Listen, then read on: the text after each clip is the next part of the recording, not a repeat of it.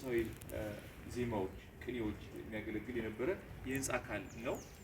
እዚህ ላይ ፎቅና ምድር የመሰለ ትንሽ የህንጻው የውስጣዊ አካል አለ። ዙሮ ይሄኛው ለዓለማዊ ዘፈን ሲሆን በዚያ ዘመን ሰዎች ሲጎዛወዙ እስክስታ ሲዘፍኑ ሲሉ ንጉሱ ለተራሰው ወርደው አብረው አሸሸ ገዳሙ ይሉ ከረቀት ቁጭ ብለው ነው የሚታደሙት። ለምን ንጉስ ካህንም ጭምር ስለዚህ ቁጭ ብለው ያያሉ።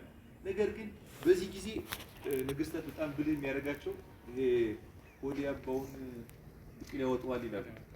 ለምሳሌ ሰው በክፉ በኖርማል ጊዜ ደብቆ ወዳጅ መስሎ ይኖራል ሰው ከጓደኛው ጋር እና ሲጠጣ ግን አንድ ቀን ያ መጥፎ ባህሪ ሊገለጽ ይችላል።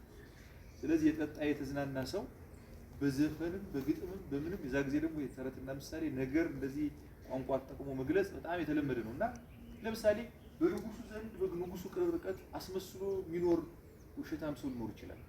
እየተመሰገነ እንዳሁኑ ዘመን ካሜራ ስለሌለ ጦርነት ላይ ተሳትፎ መጥቶ ከሆነ እንትናን እኮ ነው ያልኩት እያለ በቃ የተወራለት እያስወራ ሊኖር ይችላል። በግጥም ግን ሰው ነካክቶት ያ ሰው በእውነትም ከተመሰከረበት ያ ሰው ገሸሽ ይደረጋል፣ ዞር ይደረጋል። ደግሞ አንዳንድ ሰው አለ እድሉ ሆኖ ጥሩ ስራ ሰርቶ የማይመሰገን ሰው አለ። ደም መራራ ይባላል እዚያ አካባቢ። ጥሩ ስራ ሰርቶ እንደውም የሚከሰስ ጥሩ ስራ ሰርቶ የሚገፋ ሰው አለ እና ያ ሰው ደግሞ ይመሰገናል፣ በግጥም ይወደሳል፣ ያኔ ሹመት ሊያገኝ ይችላል። ስለዚህ ይሄ ጥቅሙ በንጉሱ የልብ መዝገብ ውስጥ የሚጻፉ ነገሮች የሚጻፉበት ማለት ነው። ወይም በቃ ይሄ በመዝናናት ሰበብ ብዙ ቁም ነገር የሚሰራበት። ይሄኛው ደግሞ ያሬዳዊ ዝማሬ ቅኔ የሚቀኙበት ምናልባት በታሪክ ትምህርት ስለ ኢሊያድ እና ኦዲሴ ታሪክ ሰምታችሁ ከሆነ በጣም ረጅም ናሬቲቭ የሆኑ ምንድነው ረጅም ግጥሞች አሉ በጦርነት ላይ የተገጠሙ ምናምንና በነገስታት ዘመን ደግሞ ቅኔ ይቀኛሉ። ለምሳሌ አንድ ሸምድጅ ያስኩት ነው እኔ ብዙ አልችልም እና ያስኩትን ግን ልንገራችሁ። ምስለ ሰብአ ሮሜ ወጽርህ ለመነበርከ እመ አመለኩ ኮከብ አይንከ ይላል። አሁን ይሄን ሲያብራሩት የኢትዮጵያ ታሪክ ጻፎች ደግሞ በጣም የሚደንቁኝ የሆነ ሀገርን ታሪክ ወስደው ከሆነ ሀገር ታሪክ ጋር ያገናኙትና ምሳሌ ይፈጥራሉ። ይሄ አሁን ያልኳችሁ ቅኔ የተቀኘው ለአጼ ሲሲኒዮስ ነው። አጼ ሲሲኒዮስ ገና እንደተጸነሱ አይነ ስውር ሆነው እንዲወለዱ ይፈለግ ነበር። ሲወለዱ ግን አይናቸው እንደ ፀሐይ የሚያበራ ሆነ። ታሪክ አለው ብዙ ነገር ቆርጬ ነው የማወራው። ከዛ ባለቅኔው ብሎ ተቀኘላቸው።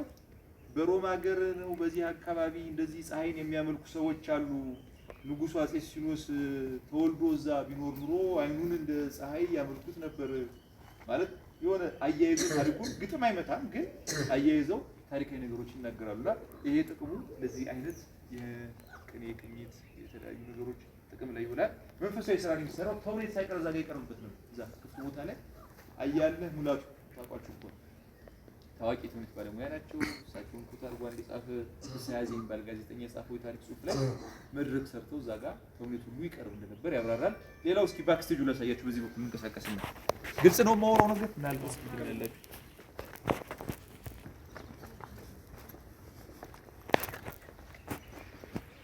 እዚህ ላይ የምታዩቸው የህንፃ ቅሪቶች ቁርጥራጮች በሙሉ የባክስቴጅ ቅሪት ናቸው፣ ወይም ከመድረክ በስተጀርባ የሚባሉ። የነገስታቱ ዘመን ተውኔት ቤት እንደዚህ ራቅ ብሎ ነው ባክስቴጁ የሚሰራው። አሁን አዲስ አበባ ብሔራዊ ቲያትር ስትሄዱ ከበስተጀርባ የማናያቸው ክፍሎች አሉ። እነዛ ክፍሎች ተዋናያኑ የሚለብሱበት፣ የሚጌጡበት፣ የተለያዩ መሳሪያዎችን የሚይዙበት ክፍል ነውና ልክ እንደ ሜካፕ ሩም የሚያገለግል ማለት ነው። ይሄ የዛ ዘመን ልክ የዚህ አይነት አገልግሎት ሲሰጥበት የነበረ ህንፃ ነው። ቁመቱ እዛ ድረስ ይደርስ ነበረ። ክፍሎች ነበሩ። ከበስተጀርባም በዚህም በር በኩል ገብተው ያው እንዳልኳችሁ ትርኢቱን ያሳያሉ ማለት ነው። እዚህ ላይ ያለውን ህንፃ ተመልከቱ።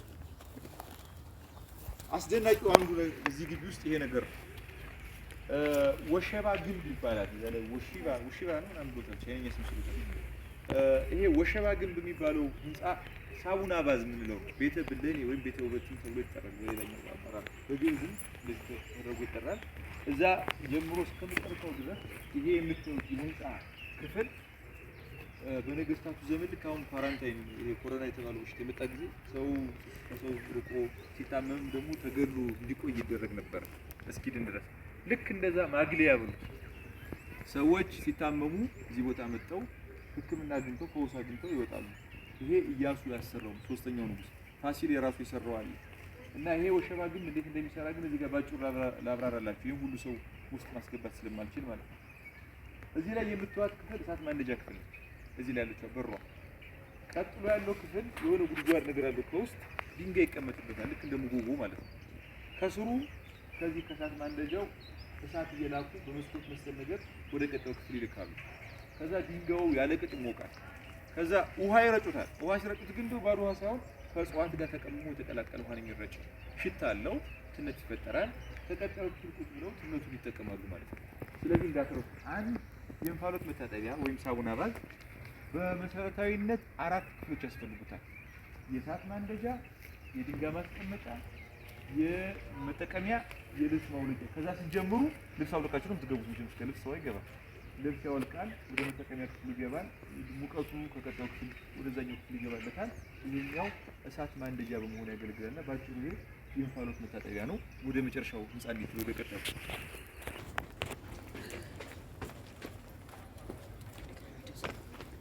ወደ መጨረሻው እንትን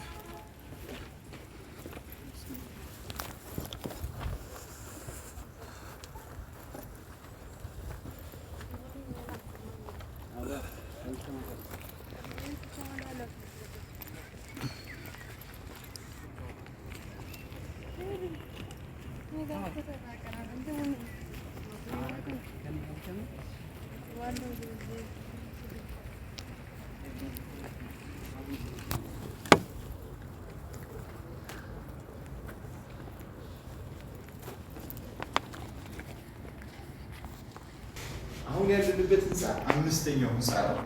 5ኛው ህንጻ የተገነባው በአጼ በካፋ ዘመን ነው። በር ላይ ታያችሁ። አጼ በካፋ ማለት እስካሁን ልጅ ያለ የመጣ ነው። አጼ በካፋ የዳዊት ወንድም የኢያሱ ልጅ ናቸው። ስለዚህ በካፋና ዳዊት ወንድማማች ናቸው ማለት ነው።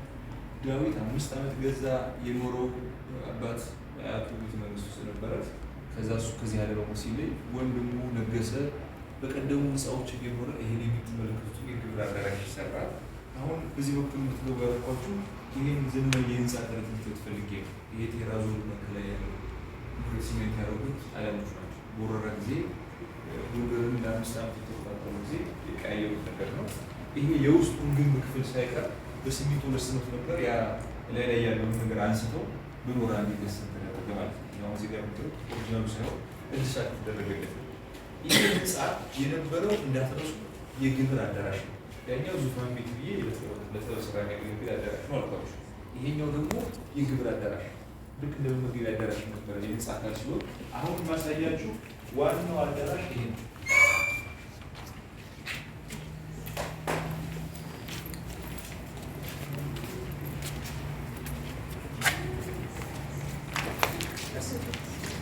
ይሄ ዋናው አዳራሽ ከዚህ ጥግ ጀምሮ እዛ ጥግ ድረስ ከ200 እስከ 300 ሰው ማስተናገድ የሚችል አዳራሽ ነው። የነገስታቱ ግብር ሲቀርብ ጉያ ሲያደርጉ እንዳሁኑ ዘመን በሰዓት ተገድቦ ምናምን ለ5-10 ደቂቃ አለ ወይ ለ1 ሰዓት አለ። በዛ ዘመን በገፍ እንግዲህ ይቀርባል። 10 ቀን 15 ቀን ሰው እስከሚፈልገው ውስጥ ወጥቶ ይንቀሳቀሳል። ሁሉ ያደረሰው ሰው ወጥቶ ሊመገብ ይችላል። ከዚህ ጀምሮ እዛ ድረስ ሰው በብዛት ገብቶ መገብ ያስችላል ማለት ነው። እሱ ይሄ ያደረሱ ይሄኛው እንዳትረሱ አለምቹ ጠየቁ።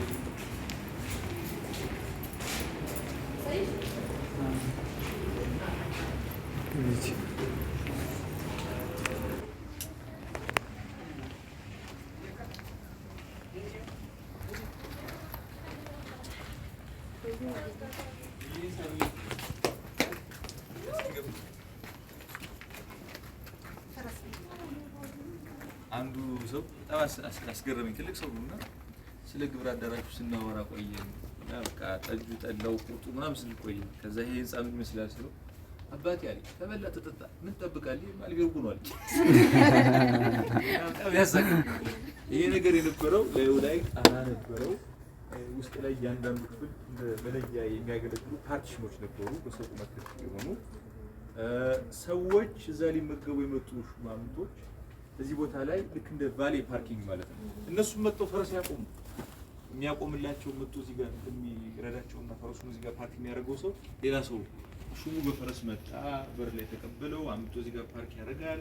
ከዛ ሰውየው ተመግቦ እንደጨረሰ ፈረሴን አምጡ ይላል። ፈረሱን ተቀብሎ ከዛ ልክ ምንድን ነው የሚያደርገው መጨረሻ ላይ ወስዶ በር ላይ ይሰጠዋል። ከዚህ ግቢ ይዞ ይወጣል ማለት ነው። እና እላዩ ላይ እንዳትረሱ ጣራ ነበረው። እነዚህ የምታዩቸው ነገሮች በሙሉ ግንቢላ ርብራብ ከዛ ጋር ከኋላችሁ እንዳለው አይነት ነገር ነበረው ማለት ነው። እና ያው ይሄ ልክ እንደ ፈርስ ፓርኪንግ የሚያገለግል የህንፃው አካል ገስሎ Let us go.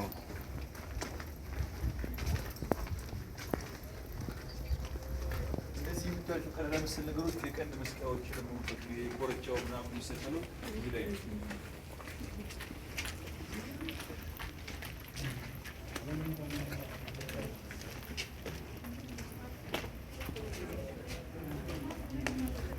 እዚህ ጋር ስለመጨረሻው ህንፃ ላውራችሁና ከዛ እንጨርሳለን።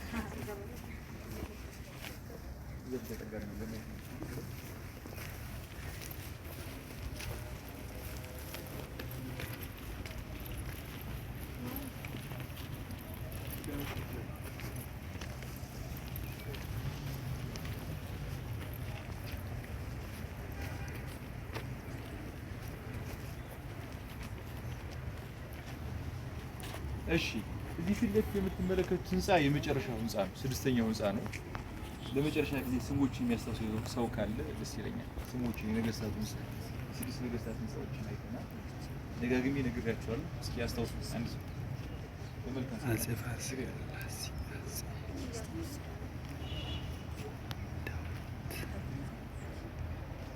ፋሲል፣ ዮሐንስ፣ ኢያሱ፣ ዳዊት፣ በካፋ።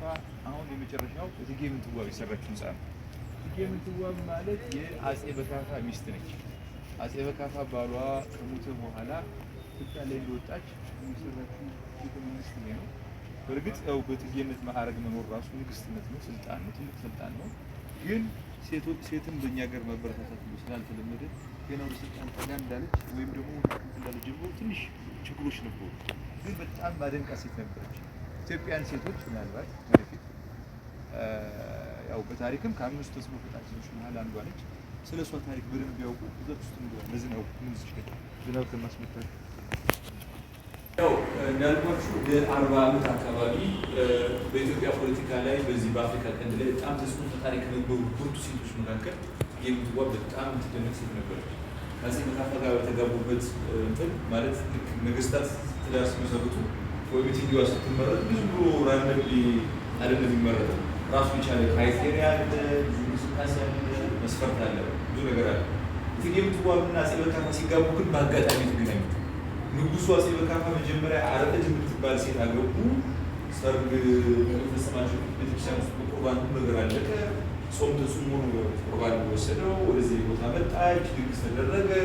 ሴትዮዋ ምንም ነገር ሳይፈጠር በመካከላቸው እንደተርታታክ ነገር ማታው ሞተች። ሴትዮዋ ያገባት ማለት ነው። በዛ ንጉሱ ትንሽ እንደ ዘቱት ባርጎት ነበር።